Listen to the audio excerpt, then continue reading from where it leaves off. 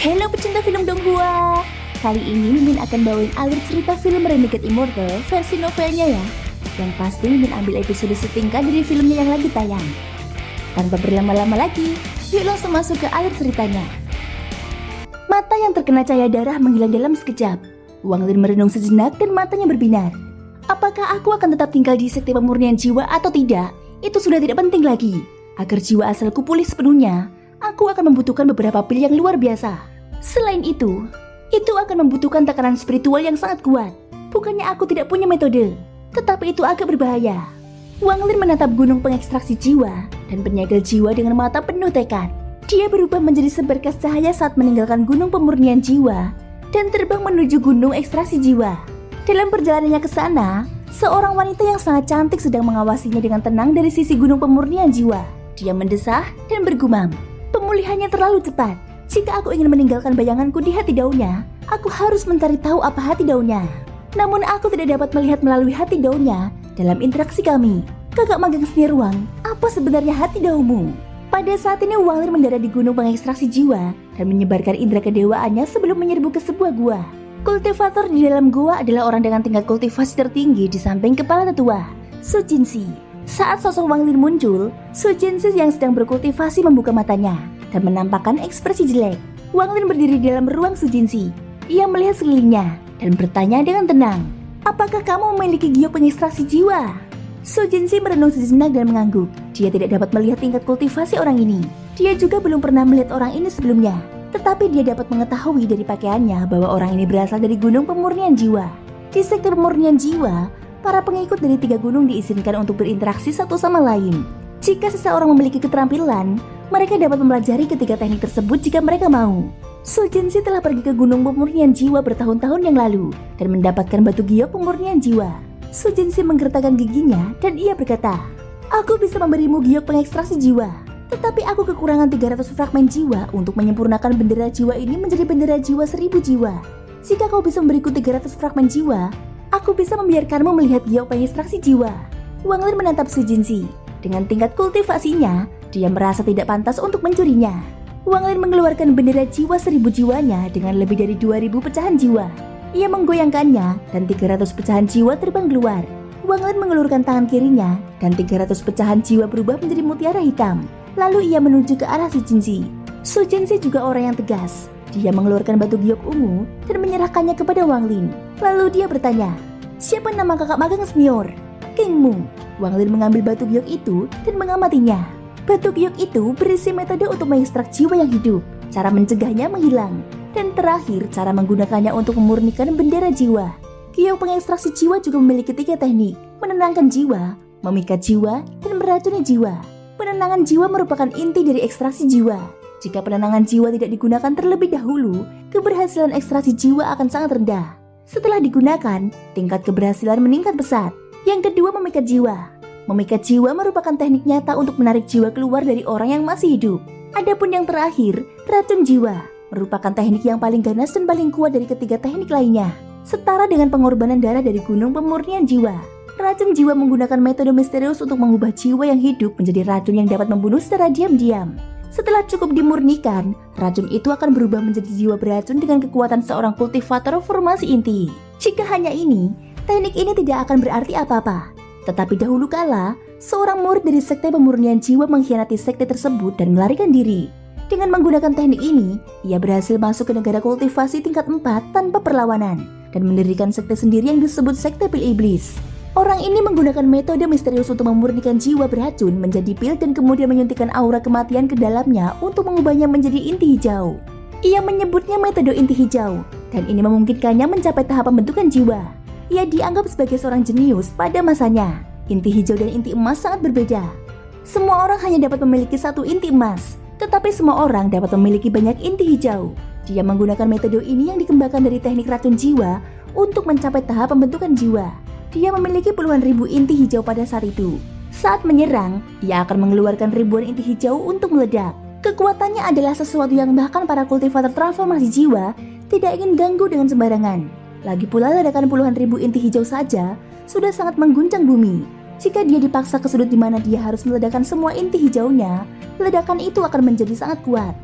sekte pemurnian jiwa tidak pernah mengambil tindakan apapun terhadapnya karena mengkhianati sekte tersebut yang membuat banyak orang bingung. Seiring menghilangnya orang tersebut, legenda tentangnya pun perlahan memudar menjadi sejarah. Su Jinsi menatap Wang Lin dan bertanya, apakah saudara senior Kingmu akan pergi ke gunung penyegel jiwa untuk mendapatkan giok penyegel jiwa? Wang Lin menyimpan giok pengekstraksi jiwa dan ia mengangguk. Su Jinsi tersenyum getir dan berkata lagi, kakak magang senior, lebih baik tidak pergi. Tidak ada satupun batu giok penyegel jiwa di gunung penyegel jiwa. Hanya leluhur formasi jiwa yang diizinkan untuk mempelajari batu giok penyegel jiwa. Gunung penyegel jiwa hanya memiliki campuran batu giok pemurnian jiwa dan batu giok pengekstraksi jiwa. Ekspresi Wang Lin tidak berubah. Dia mengangguk lalu menghilang. Ketika dia muncul kembali, dia tiba di gunung penyegel jiwa. Kemudian dia dengan santai menemukan seorang murid dan mendengar hal yang sama seperti yang dikatakan Su Jinsi kepadanya. Wang Lin juga memeriksa di bawah urat nadi roh pegunungan pengekstraksi jiwa dan penyegel jiwa. Hanya gunung penyegel jiwa yang memiliki bendera jiwa di bawahnya, dan itu tidak terlalu kuat. Pecahan jiwa di dalamnya juga sangat tidak merata dalam hal kekuatan. Wang Lin hampir tidak membutuhkan usaha untuk mengambilnya. Adapun gunung pengekstraksi jiwa, tempat itu benar-benar kosong. Jelas bahwa seseorang telah mengambil bendera jiwa bertahun-tahun yang lalu. Setelah menyelesaikan semua ini, Wang Lin mengangkat kepalanya dan melihat ke arah 9 cincin emas dan 2 cincin darah. Setelah beberapa saat, matanya dipenuhi dengan tekad. Apakah jiwa asalku akan pulih atau tidak? Semuanya tergantung pada hari ini. Aku akan melawan leluhur transformasi jiwa sekte pemurnian jiwa. Hanya di bawah tekanan spiritual seorang kultivator transformasi jiwa, jiwa asalku akhirnya bisa pulih. Pada saat itu, aku dapat menggunakan kompas bintang untuk melarikan diri. Bahkan jika kultivator transformasi jiwa ingin menangkapku, mereka tidak akan bisa. Wang Lin menarik nafas dalam-dalam, dan matanya dipenuhi dengan niat bertarung. Dia berubah menjadi seberkas cahaya dan terbang menuju 9 cincin cahaya. Di tangan kirinya, dia memegang bendera 10.000 jiwa, dan di tangan kanannya dia memegang bendera pembatasan dengan 999 set pembatasan. Dengan kedua bendera di tangan, dia tiba di depan 9 cincin emas. Tepat saat dia mendekat, dia melambaikan kedua bendera itu. Dari bendera jiwa itu, kilin emas terbang keluar.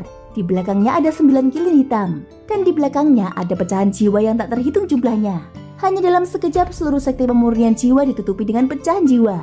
Teriakan tiada henti menjadi satu-satunya suara di dunia ini. Ini adalah pertama kalinya bagi Wang Lin menggunakan bendera 10.000 jiwa. Kekuatannya berada di luar imajinasinya. Kilin emas meraung dan menyerbu ke arah 9 cincin emas. Bang, bang, bang. Dengan serangkaian ledakan keras, kilin dan 9 kilin gelap di belakangnya bertabrakan dengan 9 cincin emas, menyebabkan mereka menampakkan pria dan wanita dari berbagai usia. 9 orang ini adalah 9 kultivator formasi jiwa dari sekte pemurnian jiwa. Setelah mereka muncul, mereka menatap kilin dengan ekspresi terkejut. Kilin emas mundur beberapa langkah, menggelengkan kepalanya yang besar, dan menyemburkan 2 semburan gas hitam yang menyebar. Saat Wang Lin berdiri di atas kilin, ia ragu-ragu tetapi tidak menggelengkan kepalanya. Sebaliknya ia menatap ke 9 orang itu dengan tatapan tajam. Kau benar-benar punya nyali. Pada saat ini, salah satu wanita setengah baya yang tampak biasa saja di antara para kultivator formasi jiwa menatap Wang Lin dengan ekspresi muram dan hendak menyerang. Wang Lin meliriknya dan berteriak, "Enyahlah!" Aura mengerikan segera menyebar dari Wang Lin. Aura ini terlalu berat untuk ditangani wanita itu. Bagaimanapun, Wang Lin telah memulihkan kultivasinya ke tahap pembentukan jiwa. Dia hanya kehilangan domainnya. Dia adalah seseorang yang pernah bertarung melawan Hongdi, jadi kultivasinya jauh lebih kuat daripada kebanyakan orang. Wanita ini baru berada di tahap awal soul formation, dan meskipun dia tidak bisa mengatakan dia bisa membunuhnya dengan mudah, itu juga tidak akan sulit. Dia telah membunuh beberapa dari mereka. Dengan teriakan Wang Lin dan dorongan auranya yang kuat, wanita itu mundur. Wajahnya pucat dan dipenuhi ketakutan. Kemudian dia langsung marah. Setelah menjadi seorang kultivator formasi jiwa, dia belum pernah dimarahi oleh seseorang sebelumnya. Namun dia menahan amarahnya dan mencibir Wang Lin. Bagaimana mungkin seseorang yang menjadi kultivator formasi jiwa bisa menjadi bodoh? Dia tahu bahwa jika orang ini datang, dia pasti punya sesuatu yang tersembunyi. Kilin emas saja bukanlah sesuatu yang bisa dia lawan. Wang Lin berdiri di atas kilin emas dan berkata dengan tenang, "Kalian bersembilan, pinggir!" Sombong. Seorang lelaki tua berjubah hijau menyipitkan matanya. Ia mendengus dan mengarahkan tangan kanannya ke arah Wang Lin. Sinar energi spiritual melesat keluar, berubah menjadi rantai dan terbang menuju Wang Lin. Wang Lin melambaikan bendera larangan, dan larangan yang tak terhitung jumlahnya terbang keluar. Larangan berkumpul menjadi tombak hitam, dan Wang Lin mendorong ke depan. Tombak itu bertabrakan dengan rantai, langsung menghancurkannya. Namun tombak itu terus melaju ke arah lelaki tua itu. Pada saat yang sama, Wang Lin melambaikan bendera jiwa. Kilin bersama 10.000 pecahan jiwa mengeluarkan raungan.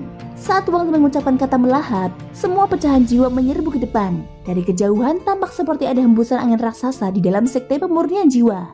Tepat pada saat ini, sebuah suara kuno terdengar dari dalam cincin darah dan berkata, "Teman kecil, lelaki tua ini telah menunggumu lama sekali." Saat suara itu terdengar, sosok yang mengenakan jubah biru dengan rambut yang menjuntai hingga pinggang berjalan keluar dari salah satu cincin darah. Hanya dengan satu langkah, dia tiba di hadapan semua orang. Jubahnya sangat besar, jadi saat dia bergerak, jubahnya juga ikut bergerak. Wajah orang ini pucat dan tampak sangat tua, tetapi matanya bersinar seperti bintang. Dia menatap Wang Lin dengan seksama lalu melambaikan tangannya. "Kalian bersembilan boleh pergi." Gelombang itu mengandung tekanan yang kuat. 9 kultivator formasi jiwa dengan hormat membungkuk dan menghilang. Mata Wang Lin merah dan menunjukkan keinginan untuk bertarung. Dia tidak dapat melihat tingkat kultivasi lelaki tua itu, tetapi dia yakin bahwa lelaki tua ini berada pada tahap transformasi jiwa. "Teman kecil Cheng Niu, lelaki tua ini telah menunggu 2 tahun untuk hari ini." Lelaki tua itu menatap Wang Lin dengan cahaya misterius di matanya. Wang Lin segera mengenali mata ini sebagai mata yang sama dari kemarin. Dia terkejut bahwa lelaki tua ini mengenalnya. Jika Liu Mei dapat menemukannya, maka tidak aneh jika leluhur transformasi jiwa sekte pemurnian jiwa juga mengetahuinya. "Untuk pertemuan kita hari ini, pertama-tama aku akan memberikan hadiah kecil untuk sahabat kecilku," ucap lelaki tua itu sebelum menunjuk ke arah gunung pemurnian jiwa. Suaranya berubah dari nada lembut yang tadinya ada, sekarang suaranya dipenuhi dengan tekanan dan niat membunuh.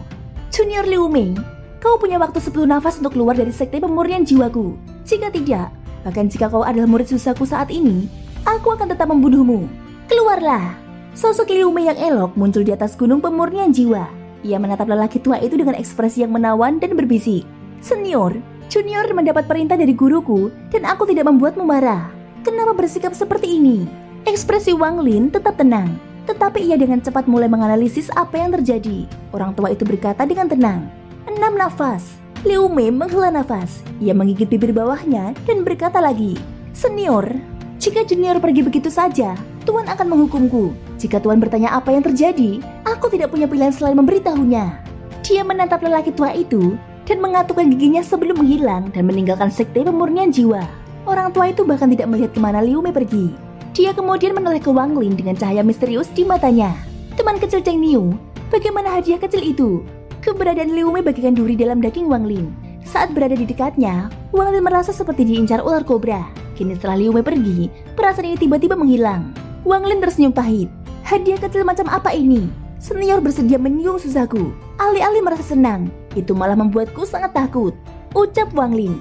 Wang Lin yakin bahwa Liu Mei telah mendapatkan izin dari leluhurnya untuk memasuki sekte pemurnian jiwa. Jika tidak akan ada jalan baginya untuk masuk. Orang tua ini tidak mengusirnya sebelumnya. Dia memilih melakukannya hari ini sebelum Wang Lin. Ini untuk memberitahu Wang Lin bahwa hubungan sekte pemurnian jiwa dengan susahku telah rusak dan semua itu demi dia. Orang tua itu tertawa dan berkata, "Ini tidak cukup untuk menyinggung negara susahku. Susahku saat ini sudah tua dan tidak bisa membuat seluruh planet mendengarkannya." Wang Lin merenung sejenak, lalu menatap lelaki tua itu dan ia berkata, "Apa yang diinginkan senior? Kau bisa langsung memberitahuku," ucap Wang Lin. "Jangan terburu-buru, itu baru hadiah pertama. Sekarang ini adalah hadiah kedua. Cheng Niu, jiwa asalmu hampir pulih. Alasan kau datang menemuiku adalah untuk meminjam tekananku untuk membantumu pulih.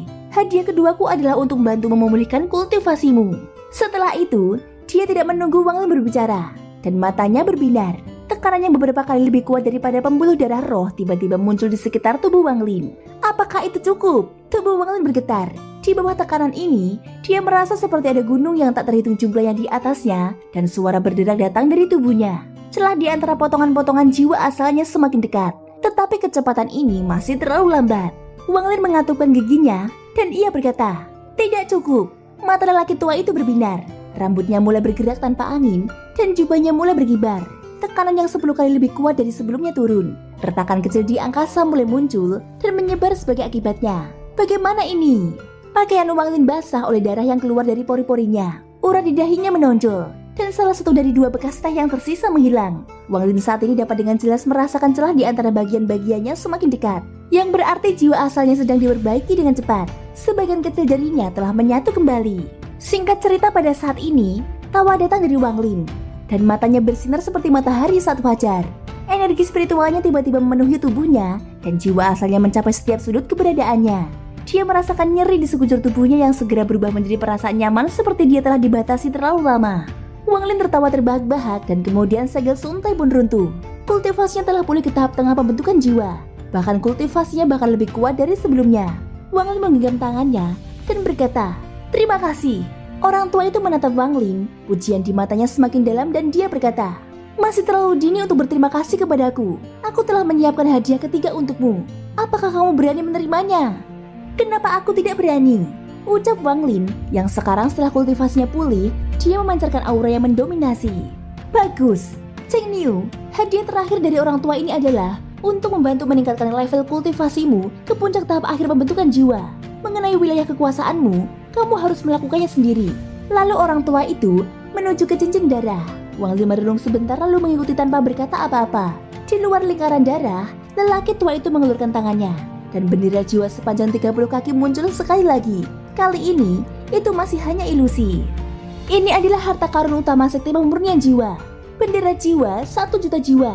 Karena harta karun inilah, meskipun aku baru berada di tahap akhir transformasi jiwa, aku berani melawan seorang kultivator ascendant. Aku akan memberitahumu alasannya nanti. Tetapi setelah harta karun ini ada, sekte pemurnian jiwaku tidak akan pernah mati. Namun jika harta karun ini rusak, maka sekte pemurnian jiwaku akan tamat. Sekarang aku akan menggunakan kekuatan jiwa di dalam bendera jiwa ini untuk menaikkan level kultivasimu ke puncak tahap akhir pembentukan jiwa. Orang tua itu menatap Wang Lin dengan tatapan tajam dan ia berteriak, "Duduklah!" Wang Lin menatap lelaki tua itu dan melakukan apa yang diperintahkan kepadanya tanpa ragu-ragu. Jika lelaki tua itu ingin menyerangnya, tidak perlu orang sekuat itu untuk melakukan semua ini. Namun kewaspadaan Wang Lin tidak pernah luntur. Jika ia mendeteksi sesuatu yang salah, ia akan melarikan diri dengan keempas bintang. Orang tua itu mengibaskan bendera setinggi 30 kaki di tangannya, dan gelombang raungan terdengar dari dalamnya. 10 pecahan jiwa dengan cepat terbang keluar dan mengelilingi Wang Lin. Ke-10 pecahan jiwa ini semuanya melepaskan aura ungu dan emas dan dipenuhi dengan kesombongan. Pupil mata Wang Lin mengecil. Masing-masing pecahan jiwa ini memiliki kekuatan seorang kultivator transformasi jiwa. Tidak heran dia bisa melawan para kultivator ascendant dengan bendera jiwa ini, ucap Wang Lin. Dia merasa sedikit lebih mengerti. Teman kecil Cheng Niu, semua jiwa transformasi jiwa di dalam bendera jiwa ini adalah leluhur dari sekte pemurnian jiwa. Ketika leluhur transformasi jiwa akan meninggal, mereka menyerahkan tubuh mereka dan menjadi pecahan jiwa untuk ditambahkan ke bendera jiwa. Kau harus ingat bahwa ketika aku meninggal, kau juga harus menambahkan pecahan jiwaku ke dalam bendera itu. Kalimat terakhir dari lelaki tua itu tiba-tiba muncul, membuat hati Wang Lin bergetar. Tepat pada saat ini, 10 pecahan jiwa transformasi jiwa memancarkan cahaya keemasan dan ungu yang kuat yang tampaknya menutupi seluruh daratan. Sumber energi spiritual yang kental dari 10 pecahan jiwa memasuki tubuh Wang Lin. Dia bahkan tidak perlu menyerapnya karena semuanya mengalir ke dalam tubuhnya. Sebuah pemandangan aneh muncul di langit. Ada 10 pecahan jiwa yang terhubung dengan cahaya emas dan ungu, dan di tengahnya adalah Wang Lin. Energi spiritual di dalam tubuh Wang Lin meningkat dengan kecepatan yang belum pernah dirasakannya sebelumnya. Dalam sekejap, energi spiritual itu meningkat 1 kali lipat, tetapi terus meningkat tanpa henti dan masih terus bertumbuh. Cheng Niu, ingat nama orang tua ini, Du Tian. Kedua kata ini masuk ke telinga Wang Lin dan membuat matanya menjadi serius. Namun dia tidak punya waktu untuk memikirkannya saat ini. Jadi dia hanya fokus pada pertumbuhan energi spiritual di dalam tubuhnya. Singkat cerita, pada saat ini, Wang Lin menyerap energi spiritual Du Tian. Wang Lin juga mengajak avatarnya untuk menyerap bersama. Meskipun Du Tian agak kewalahan, namun ia tidak bisa berbuat apa-apa. Setelah beberapa saat, mereka selesai menyerap energi spiritual Du Tian. Avatar Wang Lin pada saat ini berada di dalam kepompong yang terbentuk dari garis-garis emas. Wang Lin bukanlah orang tamat. Pada saat ini dia membuka matanya. Di saat yang sama, Du Tian menghela nafas lega. Ia segera melambaikan bendera setinggi 30 kaki di tangannya. Lalu 10 jiwa itu kembali. Ia tersenyum pahit pada Wang Lin dan berkata, "Teman kecil Cheng Niu, kau benar-benar tidak bisa menahan diri." Mata Wang Lin merah. Ia berdiri dan merasakan energi spiritual yang kuat di tubuhnya. Ia menoleh ke arah Suyu dan tatapannya menjadi dingin. Kepribadian Wang Lin sangat tegas. Dia tidak akan mengganggu siapapun jika dia ditinggal sendirian. Tetapi jika seseorang mengganggunya, dia akan membalas 10 kali lipat, bahkan 100 kali lipat. Li Yuanfeng. Rasa dingin di mata Wang Lin menghilang saat dia menoleh ke arah Du Tian dan menggenggam tangannya. "Terima kasih senior atas 3 hadiahnya. Jika ada yang perlu junior lakukan, katakan saja. Aku akan melakukan yang terbaik." Thank you guys sudah mendengarkan ceritaku di episode kali ini sampai akhir. Ikutin terus kelanjutan episode berikutnya ya. Semoga hari kalian menyenangkan. Sampai jumpa dan bye-bye.